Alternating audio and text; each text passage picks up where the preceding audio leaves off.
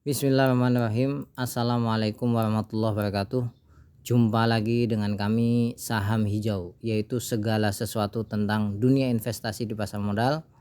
Dan pada kesempatan kali ini kami akan membahas aspek fundamental, yaitu rumus mencari harga wajar saham. Ini juga permintaan daripada penonton setia kami.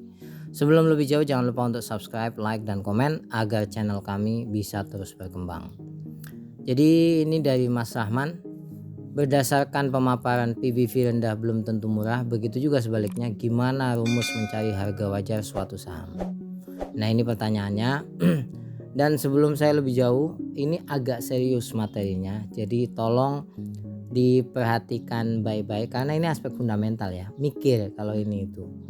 Dan biasanya tidak banyak yang menyukai fundamental, walaupun kami adalah orang yang sangat memperhatikan fundamental sebelum membeli saham. Jadi mencari harga wajar saham itu banyak sekali teorinya.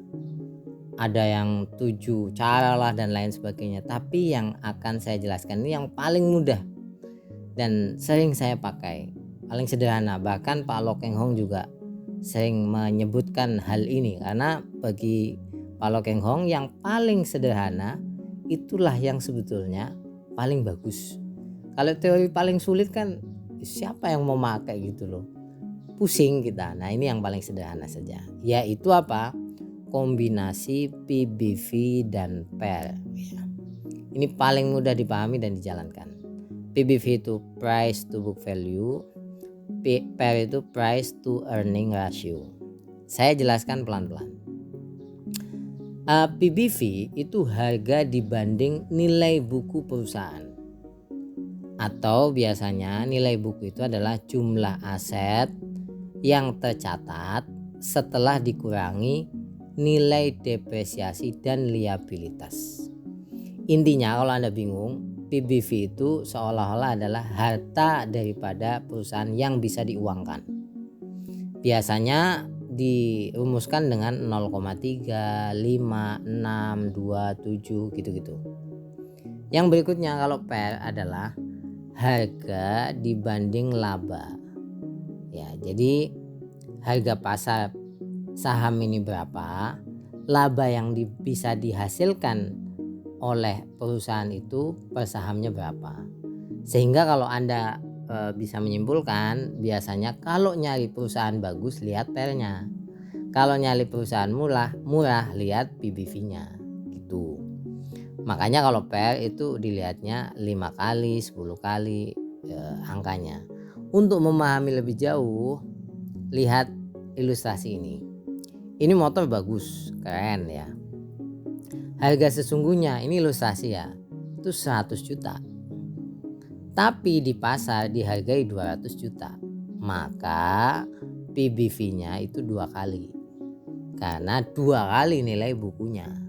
Ya. Kalau PER, ini kan harga pasarnya 200 juta. Bisa ngojek pakai motor ini hasilnya setahun 20 juta. Maka PER-nya per tahun itu 10 kali. Karena di saham itu kan memandang perusahaan yang bisa menghasilkan laba. Sama, kita memandang motor tidak hanya bagusnya aja, tapi bisa nggak dia untuk nyari duit gitu. Nah ini ada contoh yang lain, motornya Vespa ya, dibanding yang tadi kan bisa dikatakan misalnya kerenan yang inilah ya, yang ini dianggapnya lebih rendah lah harganya. Nah kita lihat harga sesungguhnya daripada Vespa ini nilai bukunya lah itu 50 juta. Tapi di pasar dihargai 25 juta. Maka PBV-nya 0,5. Ya, ini PBV. Nah, kemudian PER ini harga pasarnya kan tadi 25 juta. Bisa ngojek setahun hasilnya 5 juta. Ya. Dengan motor ini maka PER-nya 5 kali. Kalau misalnya Anda bertanya gini, loh enakan motor tadi dong, setahun bisa ngojek hasilnya 20 juta. Daripada yang ini ngojek hasilnya 5 juta. Sebentar, pakai ini modalnya kan 200 juta. Ya kan? Kita beli motor ini di pasar itu kan 200 juta. dapat dari 200 juta itu 1 tahunnya 20 juta. Pakai motor ini maka hasilnya seperti ini. Kalau 200 juta kita belikan motor ini yang harga pasarnya 25 juta, maka dapat berapa? 8 motor. Ya. Maka 5 juta kali 8 40 juta. Ngitungnya kayak gitu.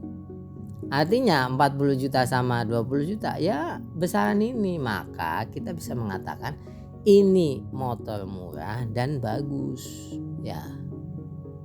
Ini motor mahal dan gak bagus. Seperti itu ilustrasinya. Maka nilai wajar saham sebetulnya ya secara teori sederhana itu adalah PBV1 sesuai dengan nilai bukunya. Jadi kalau motor ini ya harga wajarnya ya 50 juta. Yang ini harga wajarnya 100 juta. Tapi kok kemudian pertanyaan, kok ada yang dihargai 200 juta? Itu kan pasar melihat seolah-olah bagus, harganya naik. Atau digoreng dengan berita dan lain sebagainya sehingga kelihatan bagus, harganya naik. Ini kok harganya turun? Bisa juga digoreng, dijelek-jelekin dan lain sebagainya sehingga harganya turun. Jadi seperti itu. Sebetulnya nilai wajar itu PBV1 sesuai dengan nilai bukunya.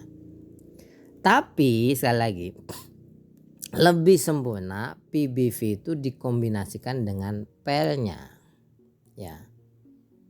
Saya kasih ilustrasi ini. Kalau ada perusahaan PBV1 PER-nya 10 itu sama dengan PBV 0,5 PER-nya 20. Sama ini secara nilai ya. Kinerjanya sama.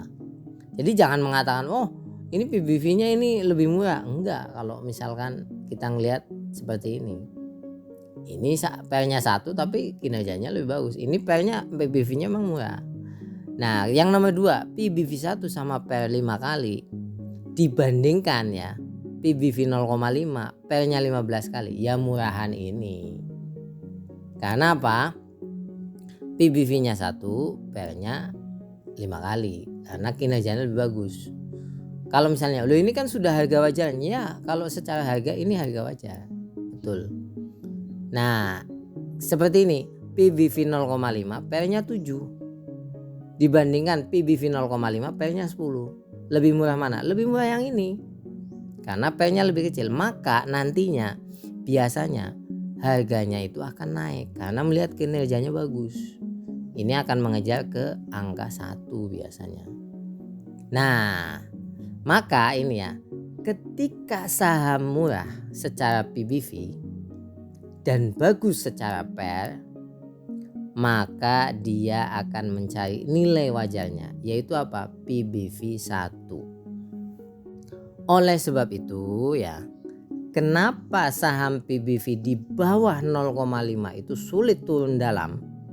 Ya, turun bisa, tapi kalau dalam banget sampai turunnya 25%, 30% itu sulit karena fundamentalis menyukainya. Apalagi kalau udah nemukan PBV 0,2, 0,3 gitu. Fundamentalis akan melihat perusahaan itu dikombinasikan dengan PER, DER dan lain sebagainya banyak ya. Tapi ini kan yang mudah sama PER. Biasanya ini fundamentalis adalah tipe orang yang tidak peduli dengan fluktuasi harga. Kalau murah beli, udah murah bagus beli, tunggu sambil tidur nanti akan naik. Biasanya seperti itu. Dan saya pun melakukan hal ini gitu. Contoh saham-saham pilihan kami. Kalau Anda masih agak bingung. Ini saham pertama. Saya nggak nyebut merek ya, nggak nyebut nama. Bagaimana kami tidak memilih perusahaan ini? Bayangkan book value-nya 0,6, PER-nya 5. Ya, itu murah dan bagus menurut kami. Ya memang kami kombinasikan dengan price to sales, ini juga masih kecil sekali, earning yield-nya juga tinggi, suatu hari kami akan jelaskan. Ya, ini salah satu saham kami. Saham yang kedua, book value-nya 0,5 ya, sampai earning yield-nya 20%, PER-nya cuman 4, ini trailing 12 month ya, kalau annualize itu 5. Gimana kami nggak milih saham ini gitu? Ya pokoknya kalau udah ada kayak gini udah kami akumulasi aja. Kalau udah naik kita cari yang lain. Ada saham bank ya. Saham bank gimana kami nggak milih? Book value-nya 0,7 saham bank loh ya. PL-nya 6. Ada yang bilang ini sahamnya jelek, gak apa-apa. Ya pokoknya di saham itu kan faktor keyakinan aja. Yang penting kita tahu alasan kenapa kita yakin. Itu di saham bank sekian. Nah contoh lain ini yang baru kami akumulasi dalam 2 bulan lah. Book value-nya 0,4, 0,5 lah ya. Price to sales-nya 0,3. Ya. PER-nya annualize ya 4,3. Kalau Anda bingung annualize sama trailing 12 month gimana? Kalau annualize itu kira-kira setahun ke depan ya. Kalau genap setahun kalau ini kira-kira, karena kan kuartal 4 belum. Kalau trailing 12 month itu di 12 bulan kan dari tahun sebelumnya. Jadi kan kalau ini kuartal 3 ya, maka diambil dari kuartal 4 tahun 2022. Nah itu suatu hari kami akan bahas khusus. Ini murah menurut kami ya, sehingga kami akumulasi. Kalau Anda fundamental udah mati misalnya gitu ya, mari kita lihat baik-baik. Ini saham yang nomor 5 ya yang kami akum. Secara akumulasi dan distribusi ya, dan volume ini biasa aja. Ini lihat ini, nggak ada lonjakan volume yang signifikan ya, biasa aja. Kemudian akumulasi distribusi juga biasa aja, malah terjadi distribusi kan, penurunan. Tapi Anda perlu ketahui asing ini foreign flow ya, akumulasi saham ini gila ya. Asing itu kan salah satu yang memegang prinsip ada saham bagus dia masuk ya, kan seperti itu. Ini akumulasi terus dan frekuensinya itu semakin meningkat. Ya itulah saham dengan fundamental yang oke itu suatu hari akan mencari titik wajarnya seperti itu. Nah ada juga saham kami yang seperti ini. Ini saya tunjukkan net income, PER-nya tinggi sekali. Kok saya berani masuk? Pertama, PBV-nya 0,3, murah ya kan. Ini kok tinggi sekali, jelek ini dan lain sebagainya. Wait dulu, ini kan bangkit dari rugi ya, ini bangkit dari rugi nih. Kuartal 3 bagus. Dengan pembacaan kami, analisa kami, kuartal 4 juga akan bagus. Biasanya kalau perusahaan seperti ini kan kami baca dari laporan keuangan, prospek sektor dan lain sebagainya. Kalau saham seperti ini akan mudah naik dengan kencang, apalagi saham ini kapitalisasinya tidak besar.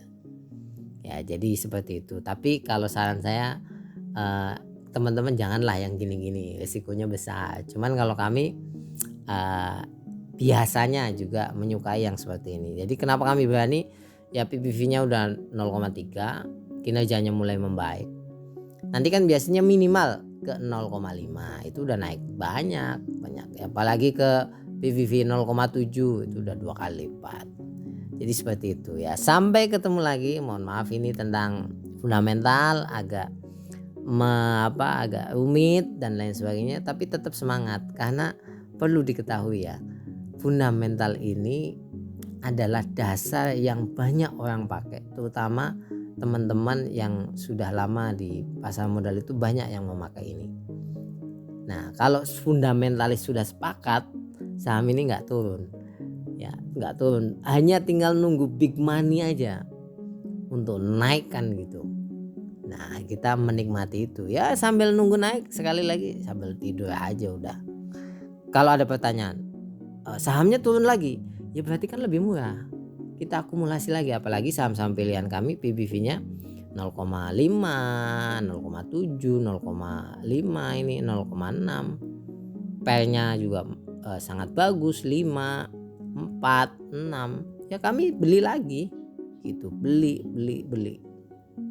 Terima kasih banyak, sampai ketemu lagi. Kalau ada pertanyaan cantumkan di kolom komentar. Ini hanya salah satu cara untuk mencari harga wajar sebuah saham. Terima kasih banyak. Assalamualaikum warahmatullahi wabarakatuh.